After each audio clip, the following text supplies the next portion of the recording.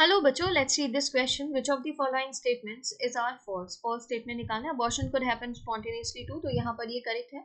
आप induced abortion पढ़ते हैं जिसको एमटीपी कह देते हैं, मेडिकल टर्मिनेशन ऑफ प्रेगनेंसी, वो तो इंड्यूस्ड अबॉर्शन है. ठीक है. अब क्या होता है, कभी कभी आप ये देखते हैं कुछ सेक्सुअली ट्रांसमिटेड इन्फेक्शन जो है वो भी अबॉर्शन का कारण बन जाते हैं. कभी कुछ हार्मोनल इम्बैलेंस हुआ तो वो भी क्या बन जाता है, अबॉर्शन का कारण बन जाता है. तो abortion could happen spontaneously too, तो ये भी क्या हो जाता है, करेक्ट है. हमेशा जरूरी नहीं है एमटीपी ही हो, इंड्यूस्ड अबॉर्शन ही हो, कभी कभी खुद से भी हो जाता है. ओरल पिल्स अदर रीजंस के वजह से. Oral pills are very few, ये ट्रू हो जाता है. Oral pills are very few very popular contraceptive among rural women, तो ये इनकरेक्ट हो जाता है. ओरल कॉन्ट्रासेप्टिव जो होते हैं जिसमें प्रोजेस्टेरोन ईस्ट्रोजन कॉम्बिनेशन मिलता है, ये पॉपुलर है विमेन में. अब वो रूरल वुमेन, अर्बन वुमेन कोई भी हो सकते हैं, not only in rural women, ऐसा कहीं गिवन नहीं है, ये इनकरेक्ट हो जाता है.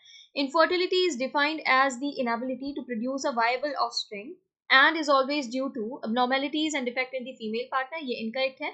किसी में भी हो सकता है. दो पार्टनर है, male and female, both male and female are equally responsible.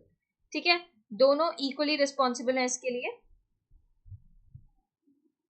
और इक्वली रिस्पॉन्सिबल हो सकते हैं. ये कुछ हार्ड एंड फास्ट रूल नहीं है कि हमेशा फीमेल्स ही रिस्पॉन्सिबल होंगी फॉर इनफर्टिलिटी. तो ये स्टेटमेंट क्या हो जाता है, फॉल्स हो जाता है. ये भी फॉल्स हो गया है.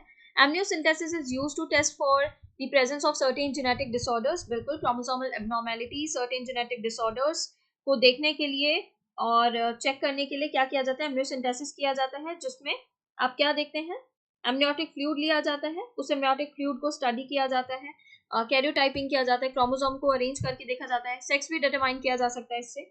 तो यहाँ क्या दिया है, एमनियोसिंथेसिस को जेनेटिक डिसऑर्डर्स को की प्रेजेंस को देखने के लिए टेस्ट करने के लिए यूज किया जाता है. बिल्कुल करेक्ट है.